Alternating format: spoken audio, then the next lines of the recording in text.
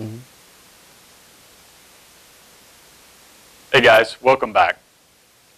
Not that we went anywhere very long. As you can see, we're still wearing the same clothes as from the last video. Right. But we figured this would be a help. So to get started on our electrical engineering theories and principles, we thought we would start you out with two of the basics of electrical engineering. I mean, these are the basics. Mm-hmm. You have Ohm's Law and you have the power law.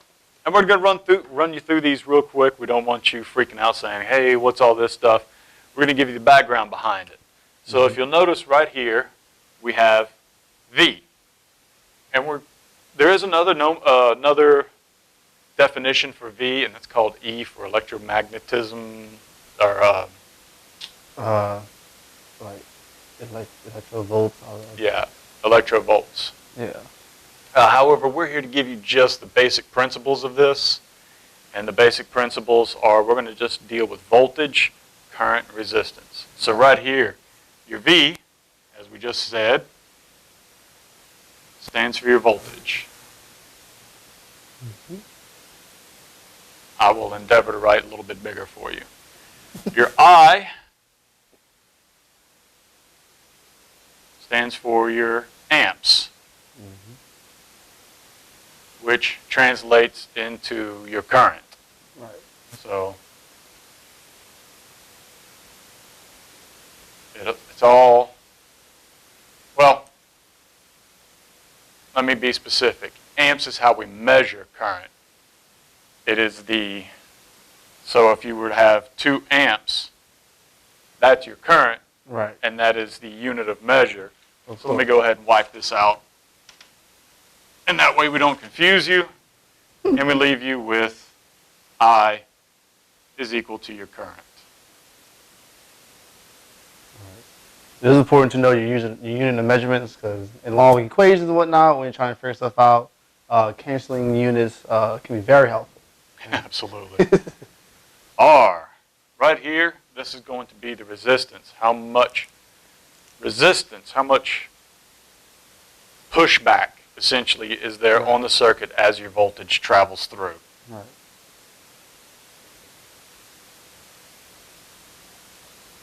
And you may be asking real quick, well, why is it important for pushback? Well, let's just say you have a direct voltage source to a light bulb maybe.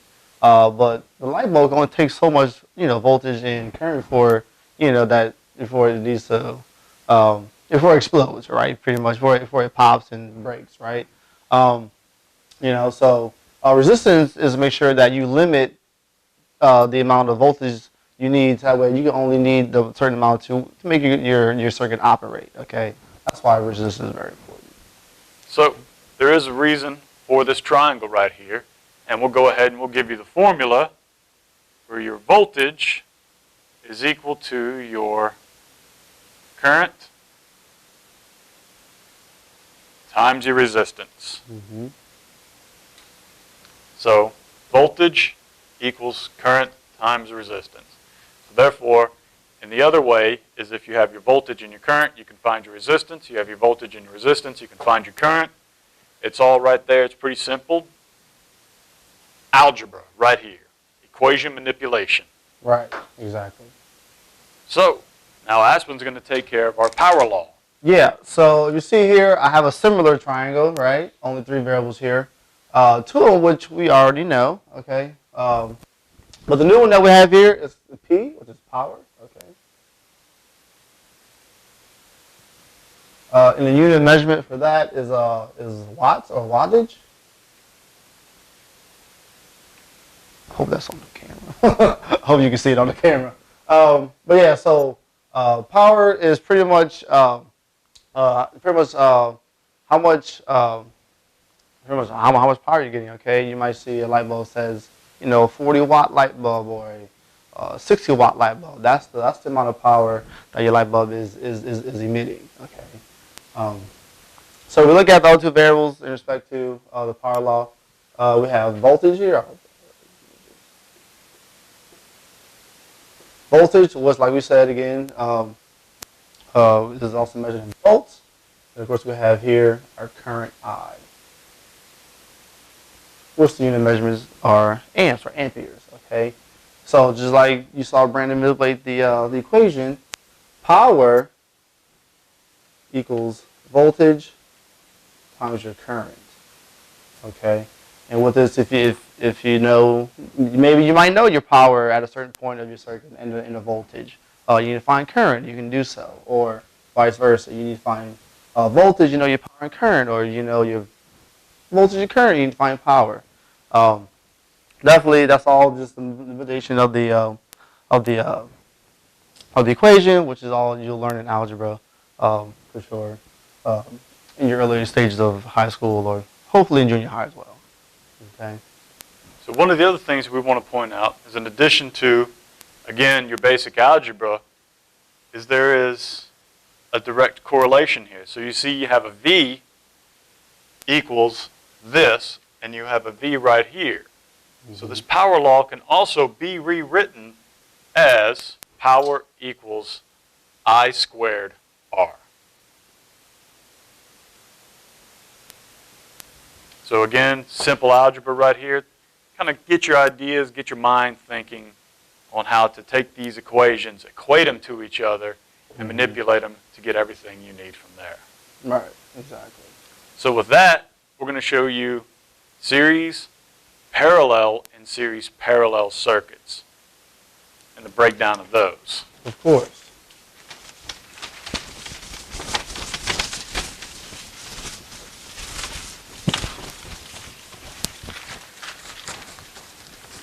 I'm sure some of you guys have probably popped a circuit breaker at your house before. You ever thought the reason behind that was because what you had is you had a direct short from voltage to ground. And that results in a whole lot of current going through that particular circuit, so the circuit breaker trips. So every time you build a circuit, make sure that you've got resistance in there, you've got some other components in there besides voltage. Right. Otherwise, things tend to go south on you in a very bad way. Of course. So we're going to start out with a simple series circuit. Yeah. And since you're all familiar with your AC wall sockets, we're just going to give you, this is very simple, this is very basic. We're not going to run a whole breakdown of it. We're going to start with simple AC, and we'll skip the DC component just for right now. Sure. So our symbol for AC power, that right there. In one of our later videos, we'll explain why this is like the way it is. Of course. So that squiggly pointed line that Brandon just drew, that is actually the symbol we use for a resistor or some type of resistance. Okay. And Brandon's drawing a nice little output light bulb here for us. It's shining, so it means our circuit is working somewhat. And then this little line with the 3 dashes, that's what we call ground. That's pretty much will like complete your circuit.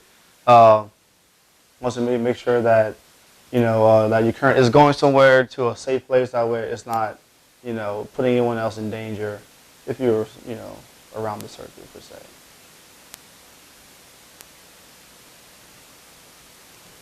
So this is our very simple series circuit. And by series, it means each one of these components is on the same branch. So if you were to lay this out in a straight line, what you would get would be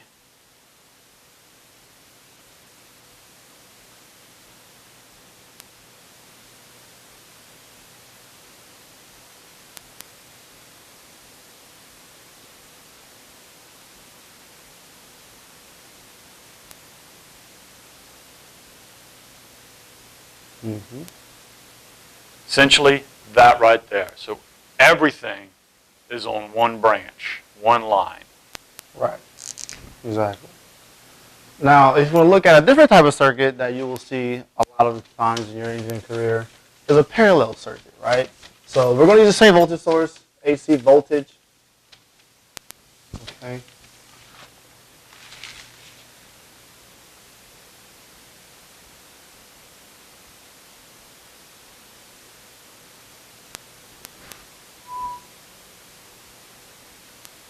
Now, don't flip your lids. Don't panic.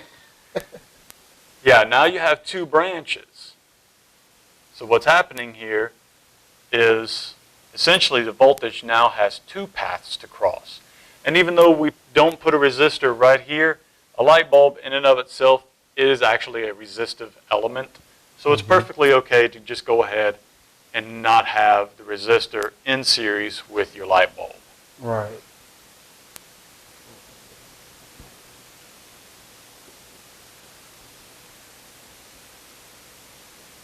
So now what happens here is your total current of the circuit is going to be split between these two branches. And they won't necessarily be evenly split. Right. That's going to depend on the resistive elements within each branch. Right. You can pretty much see that at this intersection, we call this a node, actually, okay? And right here, this is, so you have your input, your initial current coming straight from your voltage source right here in this sense. But when you get to this intersection, this current is going to split. Okay, so I have an I1 and I2. Because it's coming from this initial current here, this splits into both components of the circuit to affect my overall outcome. Okay. And the great thing is, once those currents reach this node, they come back together into your initial current at this point. Exactly. So if you do your math and you come up and you split and you add them back together down here and these two don't match, right. then you know you have to go back to the problem and figure something out. Right. So yeah, so these are the basic two circuits. They both have their own reasons of why they're important, and definitely we're going to get into that later, why and how you can figure out certain parts of the circuits, of their values, and what they can be used for and stuff like that. Okay. So now our last circuit is we're going to combine these two into one called a series parallel circuit. Yeah. And it's pretty much what it sounds like. It's a hybrid of the two. And of course, when you get further into your engineering career, you are going to see a lot of different hybrid circuits, such as this that Brandon's drawing now. But it's very important to pay attention to your Circuits 1 and Circuits 2 class, because every circuit can be broken down to a simpler circuit, okay? You will learn the skills and you will learn how to do so later on when once you get into university. Or maybe if you have like an engineering concentration class, whatnot in high school, you can start looking at circuits then. That's great. I'll definitely look at that to see how you can manipulate circuits as well, just like how you can manipulate algebra equations and stuff like that. Okay. There it is.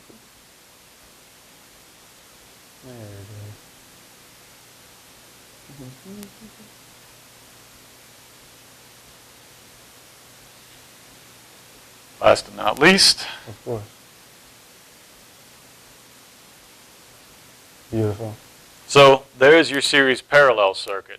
And to give you a linear idea of what it looks like, the way we had the series circuit, let's show you what a series parallel circuit looks like in the linear fashion. All right. And again, if you're wondering, so you are. So the R1 and the R2, the resistor 1, resistor 2, are in series because, as you can see, the same current I1 passes through both of those resistors, right? We have our initial current right here from our voltage source. And then once again, once it hits this intersection, this node, what we've been calling it, right? The current will split into those two branches, okay?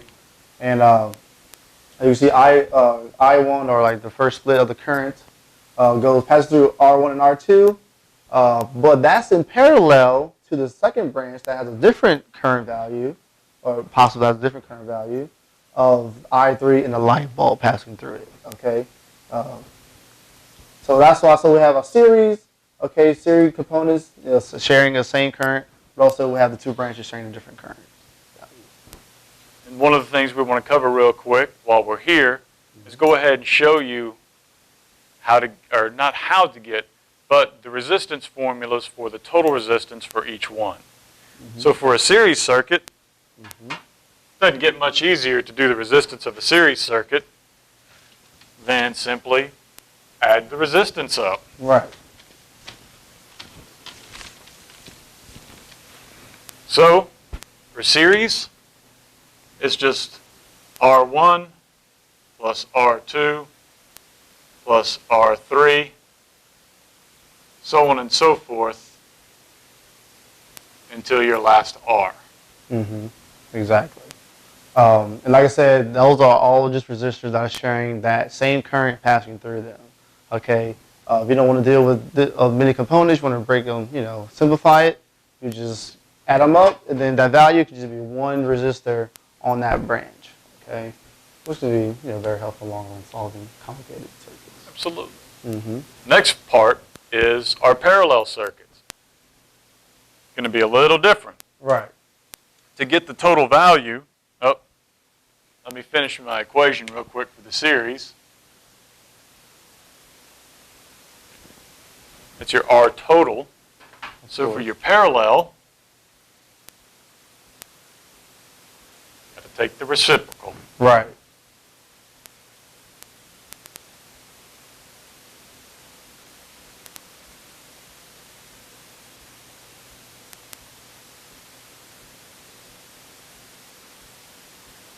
I know a lot of students don't like, dealing with fractions a lot, Sorry, you're gonna run into some fractions, decimals, and whatnot. Definitely pay attention to your algebra so that way you know how to manipulate fractions as well as just as whole numbers. So that way it doesn't seem as scary to you later on when you're dealing with a whole bunch of fractions in one equation, right? Right. And want to point out the obvious right here.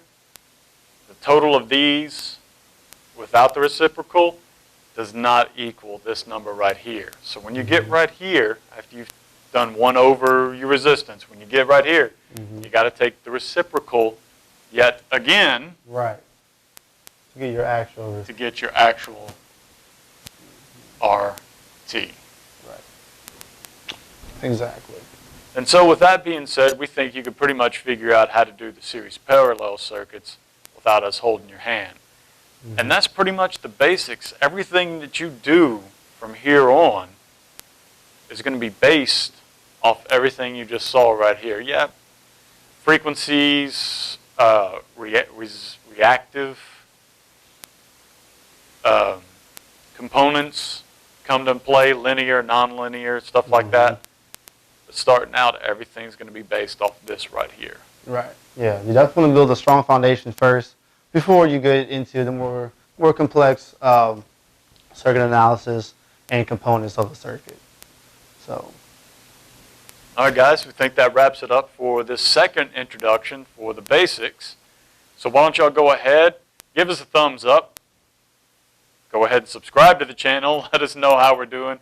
Please, by all means, leave comments below. If you teachers, if y'all are watching this and you feel like this is helpful to your classroom, by all means, please let us know. If there's something more we can do better for you, let us know. In our next video coming up, guys, we're going to start with our first experiment, building an amplifier from just simple electronic parts. Of course. So no chips. We're going to start out with an actual building an amplifier and teaching you the math behind it. Right. All right, guys. Y'all have a good one. Click.